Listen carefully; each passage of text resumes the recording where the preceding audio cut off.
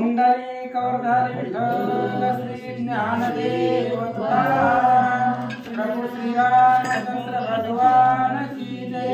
कपिवर्य महारुद्र हनुमान की जय।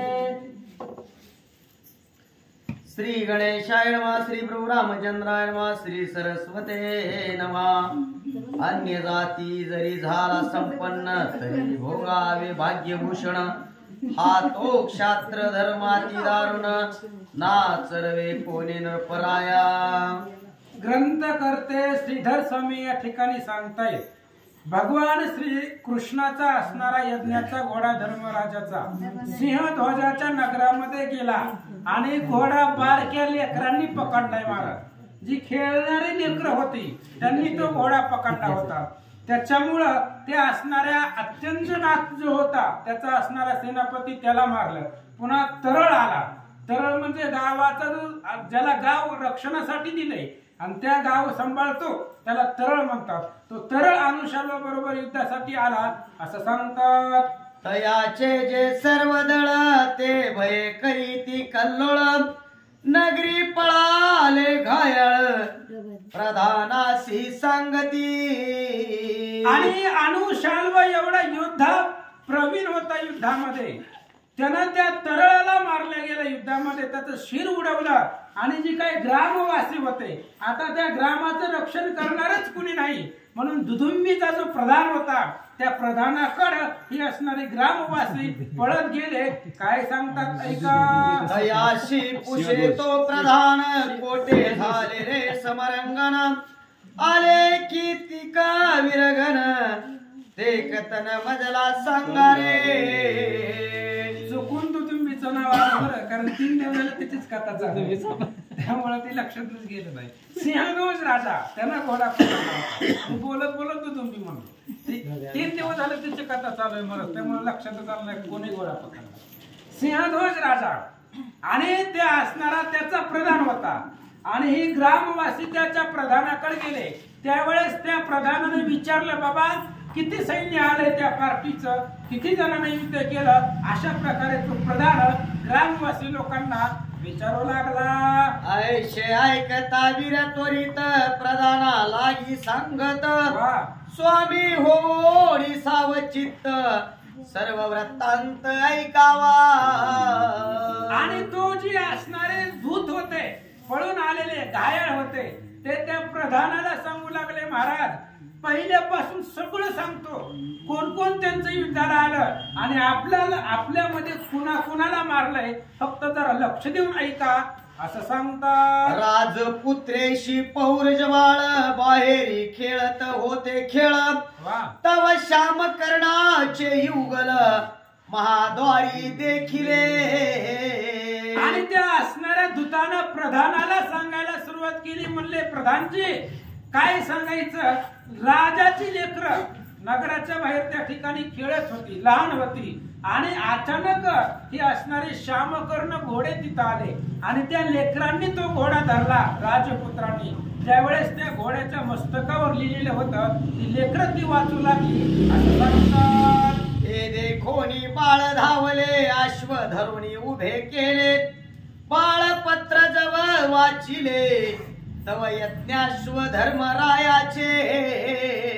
आणि ती लेकरं खेळण्यासाठी बाहेर आलेली होती, त्यांनी तो घोडा पाहिला, सुंदर अशा प्रकारचा घोडा होता। त्या लेकरांनी त्या घोड्याला धरलं आणि त्याच्या मस्तकावरती काहीतरी लिहिलं होतं। त्या लेकरांनी वाचल्यानंतर लक्षात आलं धर्मराजा सम्राट आणि त्याच्या यज्ञाचा हा घोडा आहे असं सांगतात। त्यात अनुशाल्व नामे असुरा, त्याने युद्ध केले घोरांदर, पौरज आणि राजपुत्र सर्व तळेशी भंगिले। आणि त्या दूतांनी प्रधानाला सांगायला सुरुवात केली की घोडा पकडल्यानंतर भयंकर अशा प्रकारचं युद्ध लागलं आणि युद्धामध्ये त्यांच्या पार्टीचा त्यांचं जी काही पक्ष आहे त्याच्यामधून अनुशाल्व नावाचा, तोही राक्षसच आहे बरं, कृष्णाच्या जरी पार्टीत असला तरी तो दैत्य आहे, आणि तो असणारा अनुशाल्व युद्धाला आला.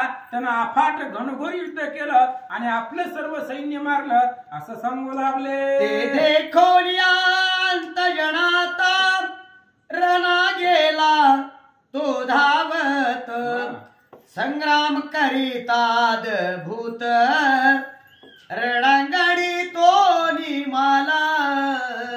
आणि त्या दूतांनी सांगितलं, प्रधानजी अत्यंत नाथ असणारा आपला सैनिक होता.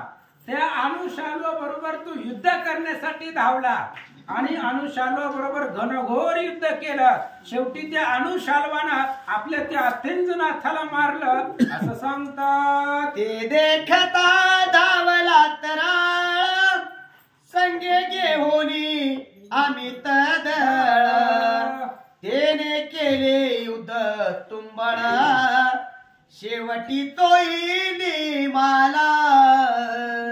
आणि मग असणाऱ्या ज्यावेळेस अत्यंजनाथ रणांगणामध्ये मारला गेला त्यावेळेस तराळ त्या ठिकाणी युद्धाला गेला आणि त्या तराळाचं आणि अनुशाल्वाचं घनघोर युद्ध झालं. अनुशाल्वानं त्या तराळाला सुद्धा मारलं असं दूत प्रधानाला सांगू लागला.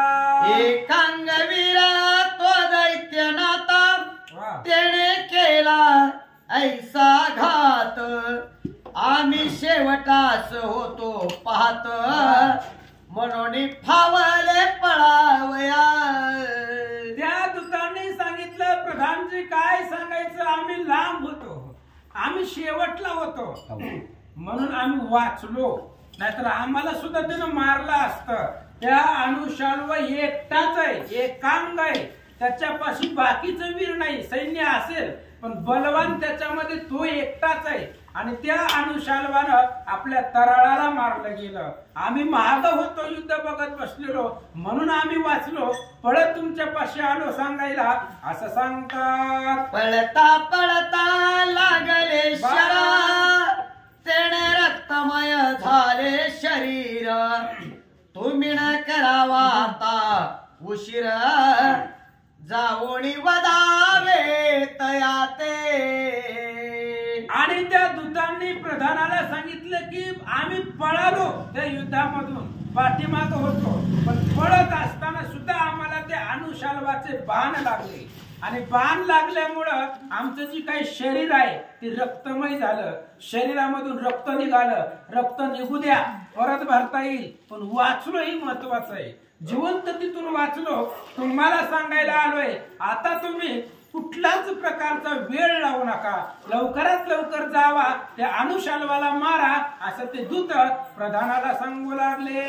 आयशे बोलोणी सेनापती सवे बंधू घेतला रणपती शीघ्र पावला रणक्षिती परम संतोष मानोनी.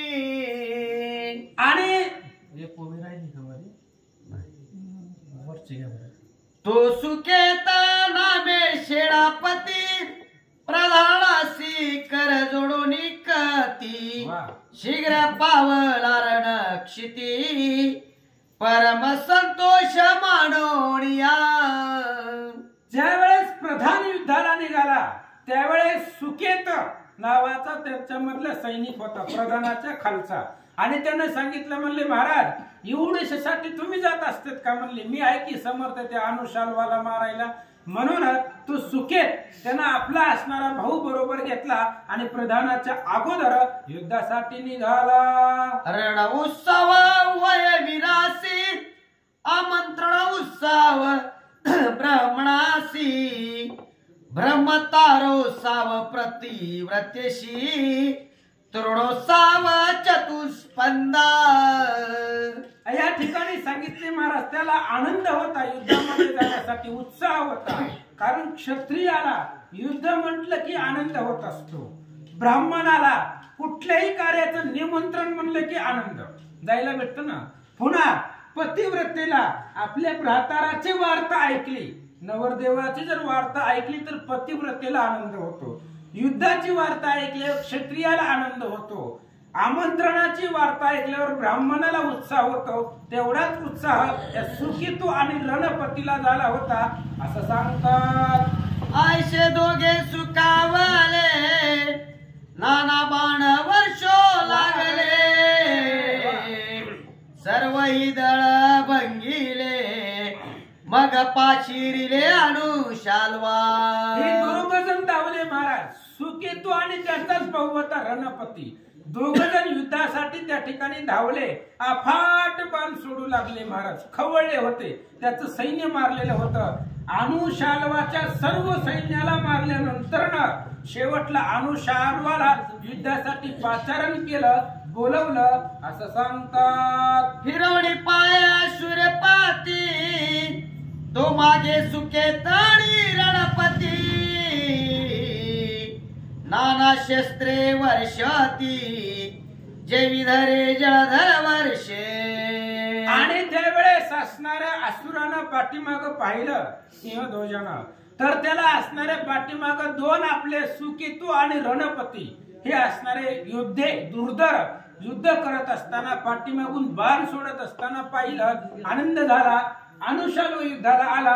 काय होतं ऐका. तव सुकेत बोले अनुशाल्व वीरा आता पायण घरी माघारा साहे साहे माझी आश्यरा घाबीर का झालासी. आणि तेवढ्या वेळामध्ये अनुशाल्व युद्धाला आला. अनुशाल्व आल्याबरोबर तू सुकेतून बोलायला सुरुवात केली. म्हणले बाबा घाबरल्यासारखं दिसायला लागलाय, भेल्यासारखं वाटायला लागलाय, भीती वाटायला लागली का तुला. आता माझे जे काही बाण आहेत निर्वाणीचे ते बाण सहन कर, युद्धामध्ये पळून जाऊ नको असं तू सुकेतू अनुशाल्वाला बोलू लागला. तेव्हा तू असंशी वीर श्रेष्ठ पर्याता पावसी मृत्यू वाट पहा एकाची शेरी नीट हेमलोकाशी धाडी तो. सुकेतून बोलायला सुरुवात केली की बाबा आतापर्यंत तू सैन्य मारलं ठीक आहे, मी नव्हतो, होय मी नव्हतो आलो म्हणून तुझा पुरुषार्थ चालला.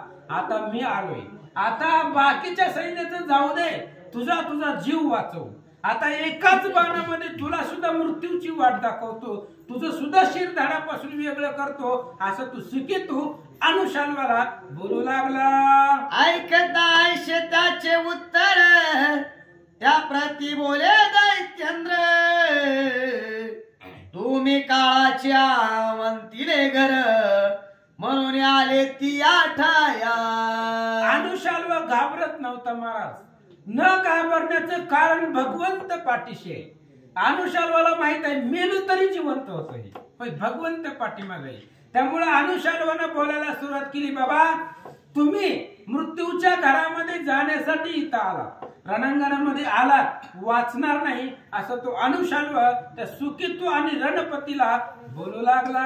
दीपावरी जो पतंग आला तो कदापि नाही माघारी गेला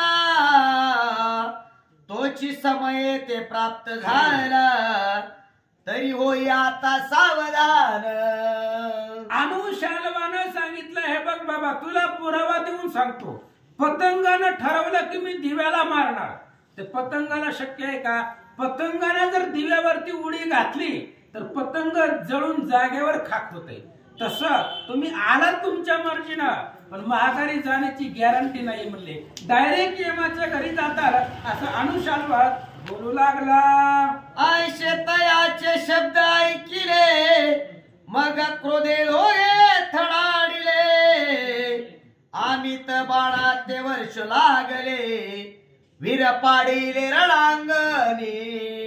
आणि अनुशाल्वाचे शब्द ऐकले महाराज. बाण लागल्यावर जेवढं जखमा होत नाही तेवढं निंदा केल्यानंतर मनाला लागतं. अनुशाल्वानं युद्धामध्ये त्यांना बोलला. त्याचा भयंकर राग या दोघांना आला आणि जेवढे आपल्यापाशी बाण होते त्या सर्व बाणाचा वर्षाव अनुशाल्वावरती हे दोघे जण करू लागले. बाणा मागे बाण उदंड सोडीती झाले महाप्रचंड पर्या अनुशाल्व करून टाकी दुखंड जेवी अक्षुदंड शस्त्र गाते. आणि विचार केला महाराज त्या दोघांना भयंकर राग आला. कारण मरणापेक्षा सुद्धा निंदा केलेली कुणालाच सहन होत नाही महाराज. 4 लोकांमध्ये जर बोललं मला कोणी सहन होईल? अजिबात नाहीये. त्यामुळं शब्दाच्या असणाऱ्या शस्त्राच्या पेक्षा शब्द जास्त लागले. त्यामुळे दोघ जण खवळले. जेवढे बाण होते तेवढे बाण सोडू लागले. अनुशाल्व घाबरला नाहीये. त्यांचे येणाऱ्या बाणाचं 2 तुकडे केले. जसं ऊस मोडतो महाराज, ऊसाला मोडायला आपल्याला काही त्रास होतो का? तसा त्रास अनुशाल्वाला झाला नाहीये. बाणाचे तुकडे केले असं सांगतात.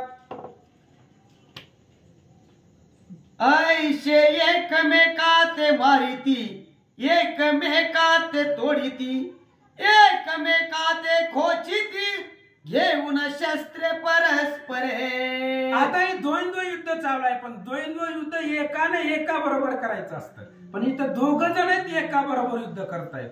सुकितो आणि रणपती एकटे अनुशाल्व बरोबर युद्ध चालू आहे. एकमेकाला बाण मारायचे, एकमेकाचं छेदन करायचं बाणाचं, परत त्या ठिकाणी युद्ध करायचं. अशा प्रकारे मल्ल युद्ध त्या ठिकाणी द्वंद्व युद्ध चालू आहे म्हणतात. हे दोघे तो ऐकला, परितयाते नशेबी आला, गजदोय वेळीत शार्दुळाला, तया ते भय न वाटे ते परी. आणि 2 जण होते महाराज, सिंहध्वज राजाचे 2 जण. आणि इकडं कृष्णाच्या पार्टीतला एकटाच होता अनुशाल्वा. पण हे दोघाला सुद्धा एकटा घाबरला नाहीये. जंगलामधून सिंह जावा आणि त्या सिंहाला 2 हत्तीने आडवावं, सिंह घाबरतो. तशा पद्धतीनं ही अनुशाल्व त्या दोघांना घाबरला नाही असं सांगतात. दोघे झाले दोही काढे, शर मारितात देहुडे, करीती सैन्याचे रगडे, परी तोडवेची असावध. 2 जण दोन्हीकडे झाले महाराज. हे सुकेतू आणि रणपती दोघे भाऊ होते. 2 जण दोन्हीकडून अनुशाल्वाच्या सैन्यावरती बाणाचा वर्षाव करू लागले. पण अनुशाल्व असावध नव्हता महाराज. त्यांच्या येणाऱ्या बाणाचं निवारण तो सावधपणे करत होता असं सांगतात. जेवी हरिभक्त विवेकी चतुरा, स्वार्थी परमार्थी सादरम, तैसाची अनुशाल्व वीर, दोघालागी पाडत असे. अनुशाल्व दोघा बरोबर युद्ध करतोय महाराज. हरिभक्त विवेकी असतात, चतुर असतात, पण परमार्थामध्ये सादर असतात. तशा पद्धतीनं युद्धामध्ये तू सावध होता. अनुशाल्व ते दोघा बरोबर घनघन युद्ध करू लागला असं सांगतात. मग रथा खाली घालोनी उडी, सेनापती धावे तातडी, चर्म खड्ग घेऊन गडाडी, प्रळय काळी मेघ जैसा. आणि मग ही 2 जण अनुशाल्वा बरोबर युद्ध करत होते. त्यांचा असणारा तो सेनापती रथाच्या खाली उतरला, हातामध्ये खड्ग घेतला आणि अवकाळी पावसाच्या वेळी मेघ जसं गर्जना करतो त्या पद्धतीने गर्जना करत अनुशाल्वावरती धावला. मग दैत्य बाण सोडिला, सेनापतीचा कंठ तोडिला, शिर उडवून ते वेळा गगना धाडिले रिपुचे. तो असणारा सेनापती हातामध्ये तलवार घेऊन अनुशाल्वाच्या अंगावरती मारायला निघाला. अनुशाल्वानं बाण सोडला आणि त्याचं मुंडकं उडवून त्याच्याच सैन्यामध्ये पाठवलं असं सांगतात. तुझा सोडिला निर्वाण बाण, तोरणपतीशी भेटला जाण, काढले तयाचे पंच प्राण, दैत्येंद्रेश्वरे ते दवा. आणि ज्यावेळेस त्या सुकेतूला मारलं गेलं, त्याचं मुंडकं त्याच्याच सैन्यामध्ये उडवलं, त्यावेळेस अनुशाल्वानं दुसरा बाण काढला आणि दुसऱ्या बाणाने त्याचाच भाऊ असणारा रणपती, त्या रणपतीला सुद्धा त्याचे पंचप्राण त्याचे आकर्षून घेतले. पृथ्वी, आप, तेज, वायू, आकाश हे सर्व आकर्षून घेतले आणि त्याला मारून टाकलं असं सांगतात. आयशे ते दोघे राणी पडिले, घायाळ उरले ते पळून गेले, नगरा माझी संचरले, वार्ता सांगती प्रधाना. आणि ती 2 मेली महाराज. ही 2 म्हणजे सेनापती होते, मुख्य होते. मुख्य जर रणांगणामध्ये पडला तर बाकीचं सैन्य युद्ध करत नसतंय. कुणाच्या जीवावर करायचंय? ज्याच्या जीवावर आलं ते मेलंय. मग आता युद्ध कशाला करायचं? त्यामुळे जे घायाळ होते, घायाळ म्हणजे कुणाचा हात तुटलेला असतंय, कुणाचा पाय तुटलेला असतंय, कुणाला चालता येत नसतंय, अशा प्रकारचे जी काही घायाळ होते ते घायाळ कसं तरी जीव वाचून त्या प्रधानाकडे गेले आणि त्याला घडलेला वृत्तांत सांगू लागले. मळती दोघेही वीर निघाले, उरले ते सर्व पळून गेले. वीर वीर रणी आटले, काय पासी निर्वाण उठ आता. आणि त्या घायाळाने प्रधानाला सांगितलं की बाबा, मग अशीच म्हणलं होतं इथं बसायला आलाय का? सगळं सैन्य मरायला लागलंय रे, एका पाठीमागे एक मरायले. काय इथं तू बसून करायला लागलाय? उठ म्हणले, उठ. तुझी 2 जण पाठवले होते ना सख्खे भाऊ भाऊ, त्या दोघाला सुद्धा मारलं गेलं. आता उशीर लावू नको, निर्वाणीचं युद्ध कर, असं ते घायाळ प्रधानाला सांगू लागले. आयशे ऐकून तयाचे वचन, वेगे उठवला तो प्रधान. जाणवया लागी शत्रुत्रान, प्रलयान चाली राजेवी. आणि तो प्रधान होता महाराज सिंह ध्वजाचा. प्रधान म्हणजे राजाचा खालचा असतो बरं. प्रधान म्हणजे खूप मोठं उच्च पद आहे. राजाच्या पाठीमाग राजा जर कुठं बाहेर गावाला गेला तर संपूर्ण राज्य ते प्रधानाच्या हातामध्ये असते. आणि तो प्रधान होता. भयंकर राग आला महाराज. जसं आग्नी गवताळात जाळीत जातो त्या पद्धतीनं आवेश त्याला आला आणि अनुशाल्वा बरोबर युद्धासाठी निघाला. शेणा घेऊन संख्यात, रणाशी आला प्रधान धावत. नाना वाद्य वाजत, छत्र ध्वज पताका शोभती. आणि मग तो प्रधान होता महाराज, राजाचा प्रधान होता. त्यामुळं तो त्या ठिकाणी धावत युद्धाला आला. आपल्या असणाऱ्या घायाळांचं बोलणं ऐकलं. अफाट अशा प्रकारच्या वाजंत्री वाजत होते, डोक्यावरती छत्र होतं, पताका शोभत होत्या असं सांगतात.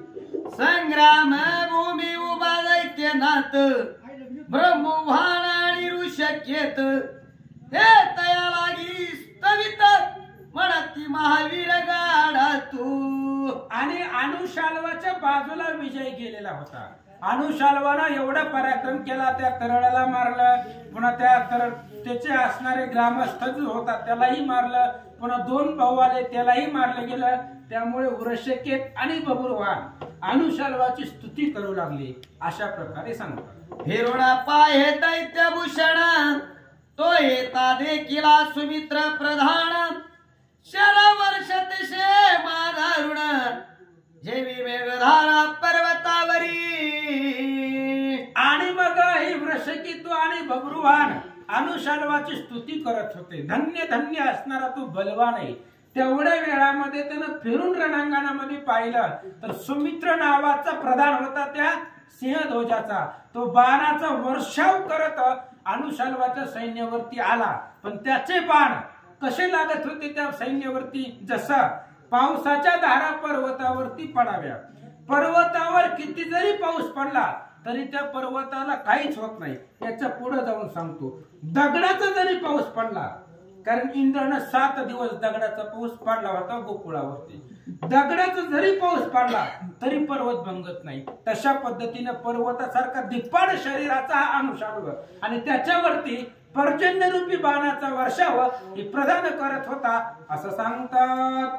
परस्परे झाली समदृष्टी, युद्ध माजले घनदाटी. नराश्वर रथ गजांची आथाटी, भगड होती अनेक. आता ही प्रधान आणि अनुशाल्व, आता ही प्रधान बलवान आहे. पाठीमागे जे मेले त्याच्यामधला प्रधान नव्हता. प्रधान ही पुरुषार्थी होता. प्रधानाचं आणि अनुशाल्वाचं घनघोर युद्ध सुरू झालं. त्या ठिकाणी जे काही रथ होते, अश्व होते, हत्ती होते, ते सगळे रणांगणामध्ये मरू लागले असं सांगतात. अनुशाल्वाशी बोले प्रधान, तुझ लागरे महादूषण. तू मानवा गेलाशी शरण, दैत्य कुळी जन्मोडिया. आणि त्या असणाऱ्या प्रधानानं बोलायला सुरुवात केली की बाबा, तू मी एकाच खानदानातले आहो म्हणले की तू सुद्धा दैत्याच्याच कुळामधला आहेस. मी अगोदर बोललो अनुशाल्व दैत्य आहे, राक्षस आहे, पण तू कृष्णाला शरण गेला म्हणजे आपलं कुळ सोडून आपल्या वैर्याला तू शरण गेला. तुला त्या ठिकाणी काहीतरी वाटायला पाहिजे असं तो प्रधान अनुशाल्वाला बोलू लागला. ते पातक झाले तुझे शरीरी, त्याचे प्रायचित्त आताची करी. माझ्या शरतीर्थ माझारी ध्येय सोडी अपुरा. आणि त्या प्रधानानं अनुशाल्वाला सांगितलं की बाबा तुझ्या मस्तकावरती पाप आहे. कोणतं पाप आहे? देवाला शरण जाणं हे पाप आहे. पण युद्धामध्ये बोलायचं त्याला राग आणायचा अशा पद्धतीचा असणारा तो प्रधान बोलू लागला. आपल्या कुळामध्ये तू जन्मला आहे आणि आपल्याच कुळाचा घात करून तू असणाऱ्या कृष्णाच्या पार्टीमध्ये गेला. त्या पद्धतीने ती पातक तुझ्या डोक्यावरती आहे. माझ्या बाणानं तुझं मुंडकं उडवून ती पातकाचं पातक संपवतो असं तो प्रधान अनुशाल्वाला बोलू लागला. तुझ झाला संगती दोष, तो आताची हरिण आणि शेष. शिवच्या पाशी झाला संग दोष, म्हणून प्रायचित्त राम असते. आणि त्याने सांगितलं की बाबा आता ही राक्षस असतात महाराज. राक्षस कधी बी उलटच सांगत असते. राक्षस कधी कुणाला चांगलं सांगत नाही. त्या असणाऱ्या प्रधानानं सांगायला सुरुवात केलं तुला संगतीचा दोष घडलाय. आता संगतीचा दोष घडला म्हणून याचा विजय झाला, कारण याची संगत भगवंता बरोबर आहे. अनुशाल्वाचा विजय होतो ती संगत भगवंताची. पण त्यानं उलट करून सांगायला सुरुवात केली तुझी संगत चुकीची घडली म्हणून तुला प्रायश्चित्त देतो. महादेवाचं धनुष्य आहे, त्या असणाऱ्या धनुष्याची संगत चुकीची घडली. संगत कोणाकडे होती? परशुरामाकडे. परशुराम बी त्याचाच अवतार आहे, पण त्यानं उलट करून सांगायला सुरुवात केली. पोथी वाचली पण सगळं अर्थ उलट लावायला सुरुवात केली. बाबा महादेवाचं धनुष्य आहे, त्याला परशुरामाची संगत घडली आणि रामाच्या हाताने त्याचा उद्धार केला. आता परशुराम आणि राम एकच आहे, पण राक्षस कसं सांगायला ते सांगायला. परशुराम आणि राम एकच आहे. महादेव सुद्धा त्याचंच भजन करतोय, कृष्ण सुद्धा तोच आहे. अनुशाल्व कृष्णाला शरण गेला म्हणजे त्याचा उद्धार झालाय, पण त्या राक्षसाला पसंत नाही. त्या असणाऱ्या प्रधानानं सांगायला सुरुवात केली महादेवाच्या धनुष्याला संगतीचा दोष लागला म्हणून रामाच्या हाताने त्याचा उद्धार झाला.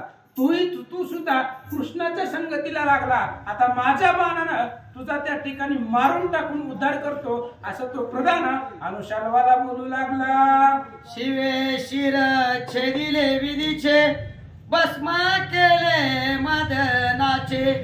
पाप झाले संत संगतीचे, म्हणून कष्टी शिव धनुष्य.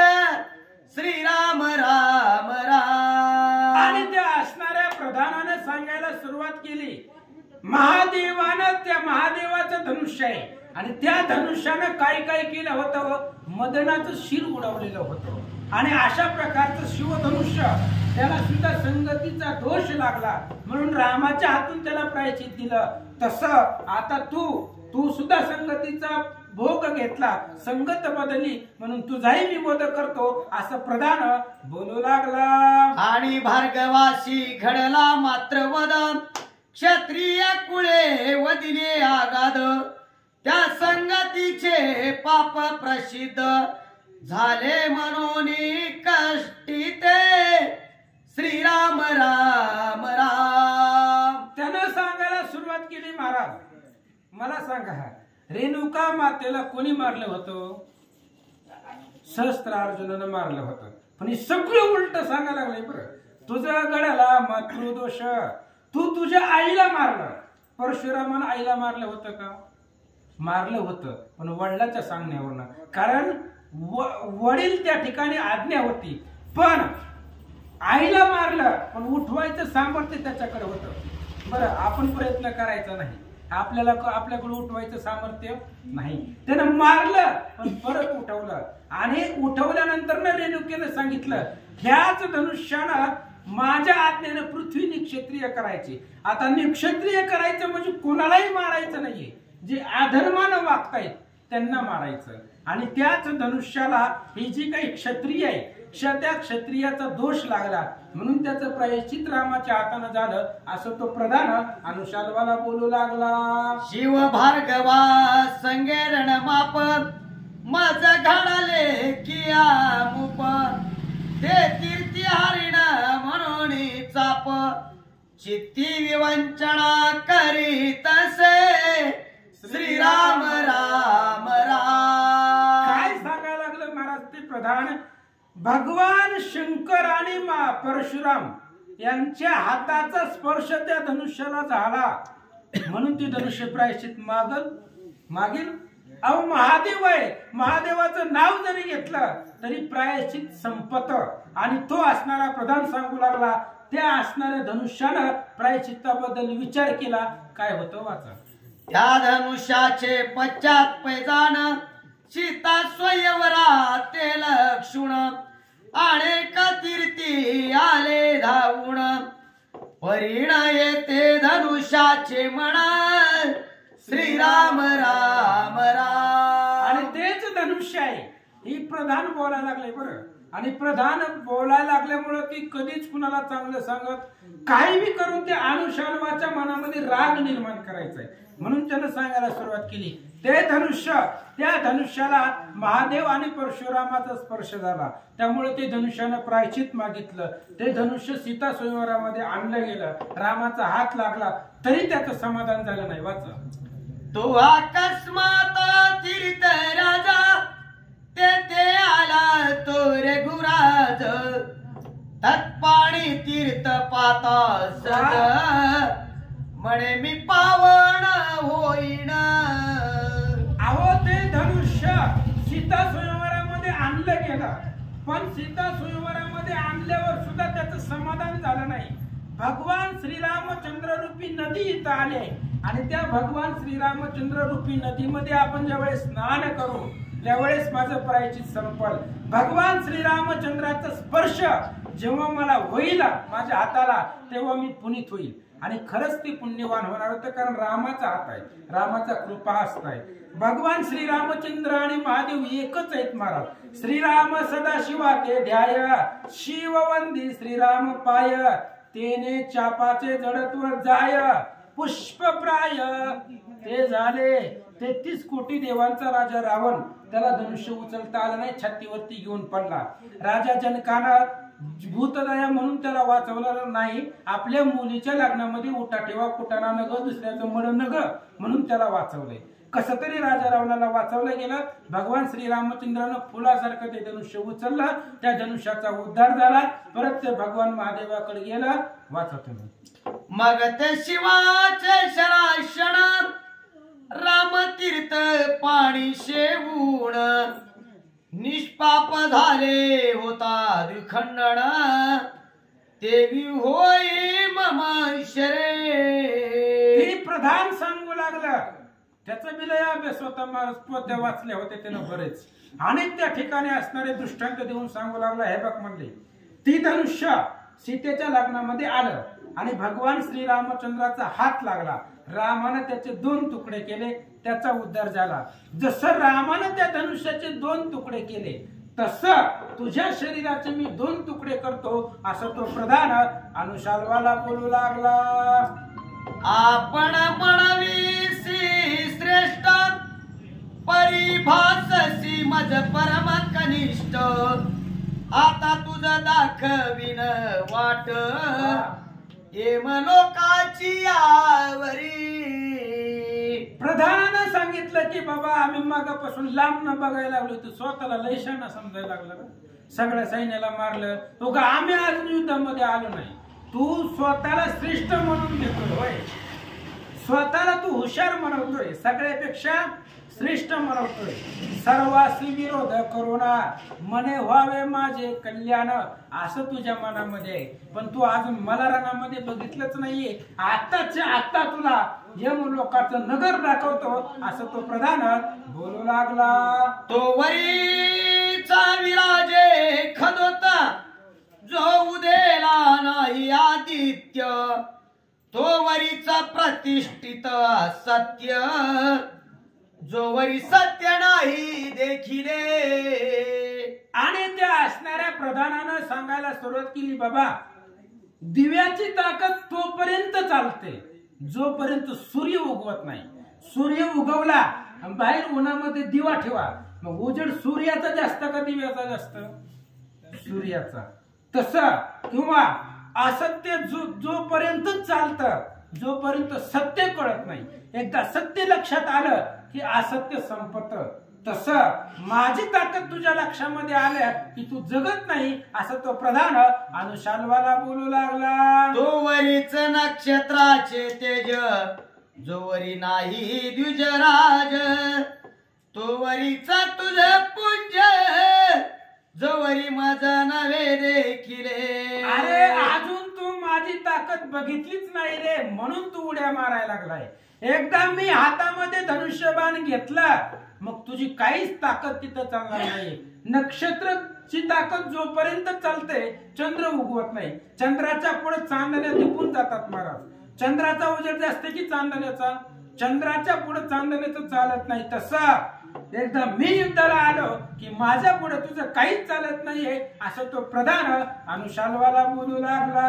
तव दैत्येशी म्हणे वाजटा, व्यर्थ का करीशी चावटा, तव सैन्य लाविले वरवट, हे काय दृष्टीनं देखिसी. अनुशाल्व सुद्धा दैत्य कुळामधला होता. अनुशाल्वाला सुद्धा सांगितलं, बाबा इतकं सैन्य म्हणून तू काय सासरवाडीत गेला होता का? कुठे गेला होता तू? एवढं सैन्य तुझं मेलं. तू तुझ्या डोळ्यानं बघितलं ना, तुझे 2 प्रधान आले होते, सख्खे भाऊ होते, तुझ्या डोळ्यासमोर मारले. काय केलं तू? तुझी ताकद तेव्हा कुठे गेली होती? असं अनुशाल्व त्या सुमित्र नावाच्या सिंहध्वजाच्या प्रधानाला बोलू लागला. जो संग्रामाशी आहे शूर, तो काय वाणी आपुला बडीवार, आशक्ताच्या वल्गणा फड, व्यर्थ काय जाव्या. अरे जो शूर असतो तो कधीच रणांगणामध्ये बोलत नाही. तेव्हा त्याचं बोलणं म्हणजे त्याचे बाण असतायत. जो योद्धा असतो तो एकही शब्द रणामध्ये बोलत नाही, कार्य करून दाखवतो. मग बोलतो कोण? जो आशक्त आहे, ज्याच्यामध्ये युद्ध करायची ताकद नाही, जो बलहीन आहे, त्याच्या गप्पा रणांगणामध्ये जास्त असतात. अनुशाल्व बोलू लागला. आयशे बोलोनी परस्परे, मारिते झाले शरधारे, छन्न भिन्न शरीरे, उभयतांची झाली. अनुशाल्व आणि प्रधान दोघही समान बळाचे होते, दोघही समान ताकदीचे होते. असं दोघही एकमेकाची निंदा केली आणि दोघांनी घनघोर युद्ध करायला सुरुवात केली. दोघांचेही बाण आले, दोघांचेही शरीराला लागले, दोघांचेही शरीर घायल झाले, असं सांगतात. वसंत आली यवनासी, रक्त पुष्पी शोभती पळस, तैसे ते दोघे वीरश, रक्तमय शोभती.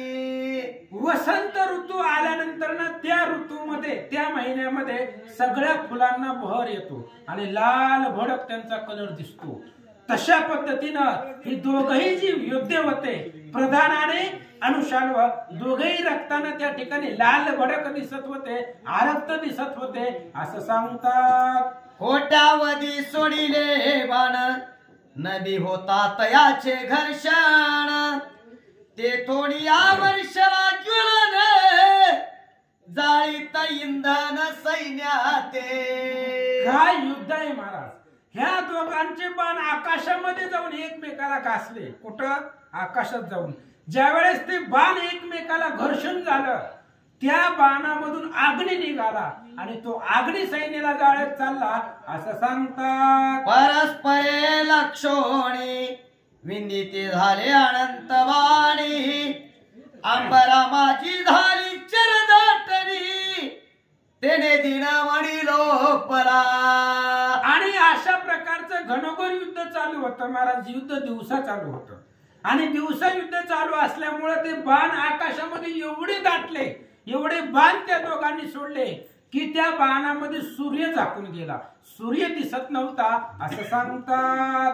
मग अनुशाल्व क्रोधावला, दावोनी रथ मार्क तोंडी धरिला, चारी वेळा गरगरा फिरविला मग आपटीला मेदणी वरी. अनुशालवानं पाहिलं ही प्रधान आपल्याला ऐकत नाहीये, बाणाच्या प्रभावानं ऐकत नाहीये. मग त्यानं रथावरनं उड्डाण केलं, त्या प्रधानाचा रथ धरला, आकाशामध्ये गर गर गर फिरवला. नारळ आपण एकदा फिरवतो ना, आणि नारळ आपटतो, काय होतं? नारळ फुटतं, तुटतं. नारळाचे दोन भाग होते. तसा असणारा तो रथ त्यानं आकाशामध्ये फिरवला, धन दिशेने जमिनीवरती आदळला. काय झालं? वाचा. तो सुमित्र प्रधान आगळा त्याने पाडावा तो सांभाळीला. वा. तुझे रथावरी जव बैसला तव तोही आपटीला त्याची क्षणी. होय, अनुशाल्व चपल, ती प्रधान चपल होत महाराज सुमित्रा नावाचं. सुमित्र प्रधान बलवान होता. त्या अनुशाल्वनं रथ घेतला, फिरवला, आपटला, रथ जमिनीवरती भुगा झाला. पण तो रथावरनं उडी टाकली, दुसऱ्या रथावरती बसला. त्या अनुशाल्वनं दुसराही रथ घेतला, तशाच पद्धतीनं आदळला असं सांगतात. ऐसा जो जो सुमित्र घेत रथा तो तो आपटी दैत्यनाथ. ऐशे रथांचे पात गणित शस्त्र एक झाले. आणि अशा प्रकारे महाराज तो असणारा प्रधान सुमित्र नावाचा, आता तो प्रधान होता, त्यामुळे त्यांच्यापाशी रथ संपत्तीला कमतरता नव्हती. अनेक रथ बदलत होता, आणि जेवढे बी रथ त्यानं बदलले तेवढे सगळे रथाचा भुगा या अनुशाल्वानं केला.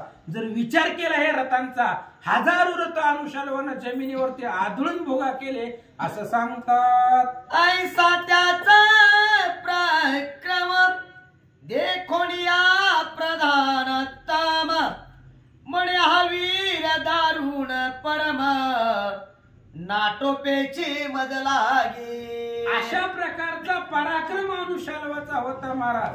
100 रथ तोडायचं म्हणजे काय साधा पराक्रम आहे का? 100 रथ फक्त जमिनीवरती आदळून भुगा केले. आणि प्रधानानं अनुशाल्वाचा पराक्रम पाहिला. प्रधानाच्या लक्षामध्ये आलंय, आपण मग अशी लय बोललो पण हे आपल्याला ऐका नाही गेले. आता आपण घरी जातोय का नाही काय की बायको लेकरामध्ये काहीतच रणांगणामध्ये मरतोय, असं त्या प्रधानाला दास्ती वाटू लागली असं सांगतात. म्हणे भले रे दैत्यनाथा दाविलेशी आपुल्या पुरुषार्था माझाही पराक्रम आता सावध होऊनी पाही रे. त्या प्रधानाने सांगितलं, अनुशाल्वा बघ मी तुझी ताकद बघत होतो, तुझ्याकडे किती आहे. घाबरलं होतं पण सांगायचं नसते पुढच्याला घाबरले म्हणून.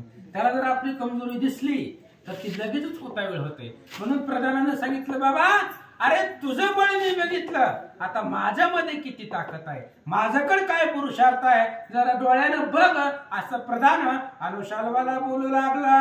मग सुमित्र प्रधान बाण सोडून अनुशाल्वासी धाविले गगन तळी येताची सोडून मार्गण पुन्हा नेत आकाशी. आणि मग आता असणाऱ्या सुमित्र प्रधानानं बाण सोडला, अनुशाल्वाला आकाशामध्ये उडवलं. बाणाच्या ताकदीनं अनुशाल्व खाली आला, परत बाण सोडला, परत आकाशात उडवला असं सांगतात. ऐसे जात गणित झाले ते 500 दैत्येंद्र मणी झाला विस्मित म्हणे हा वीर असे पराक्रमी. त्या अनुशाल्वानं त्याचा रथ 1000 वेळा आपटून जमिनीवरती आपटला, 1000 रथ बदलले. आणि तेवढाच पराक्रम प्रधानानं केला महाराज. त्या अनुशाल्वाला एकदा नाही, दोनदा नाही, 500 वेळा त्या ठिकाणी असणाऱ्या आकाशामध्ये उडवून खाली आदळला.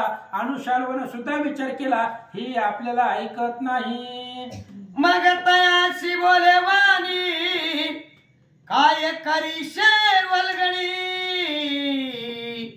यावरी तव प्राणाची हानी झाले ऐसे समजावे. अनुशाल्वानं त्या प्रधानाला सांगितलं की बाबा खूप बोलायला लागलाय तू मागापासून. आता तुझ्याकडे सामर्थ्य असेल तर तुझा जीव वाचवून दाखव असं सांगतात. तुवा व्यर्थ सोडिले कृष्ण ते, आता तरी आठवीत ते, योगी चिंतित जयाते, अंत समयाला गोनी. अहो त्या असणाऱ्या प्रधानाने सांगितलं कृष्णाला सोडून आलाय. आता कृष्णाला सोडून आलाय की आलाय रणांगणामध्ये. आता तुझी मरणाची वेळ आली आणि अंतकाळी जयाची मती, तया तैशीच स्मरे बुद्धी. अंतक मरताना जसं ज्याची बुद्धी असते तशाच पद्धतीनं त्याचा पुढचा जन्म भेटत असतो. म्हणून त्या ठिकाणी सांगितलं हे बघ मरायला लागलास, मेल नाही पण मरायला लागलाय, पण मरता मरता एकदा का होईना त्या कृष्णाला आठव असं तो प्रधान बोलू लागला. आयशे बोलनी सोडिला वाण, तो रुद्र मंत्रे मंत्रुण, गरज तसे प्रळय विजय समान, तेज दशे दिशा उजळल्या. आणि त्यावेळेस असणाऱ्या त्या प्रधानानं रुद्र बाण मंत्र काढला, धनुष्याला लावला. त्या बाणाच्या प्रभावानं दश दिशा उजळून दिसत होत्या असं सांगतात.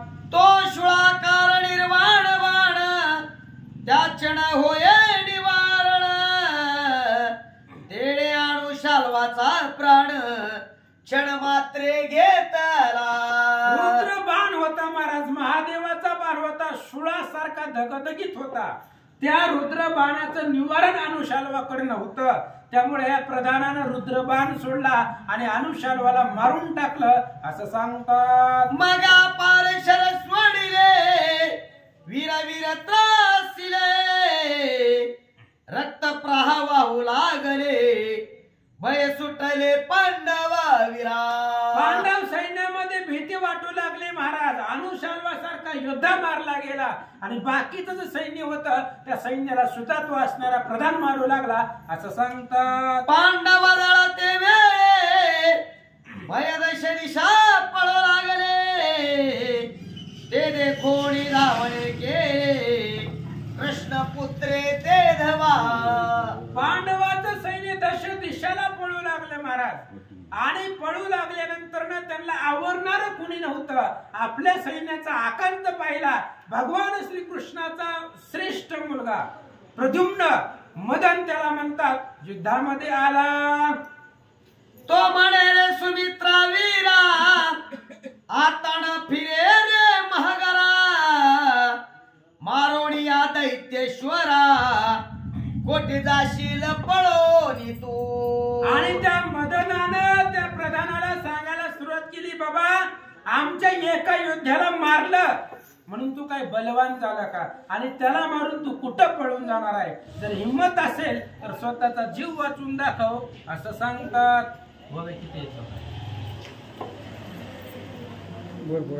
एक ओवी घ्या, एक शाखर, एक ओवी घ्या.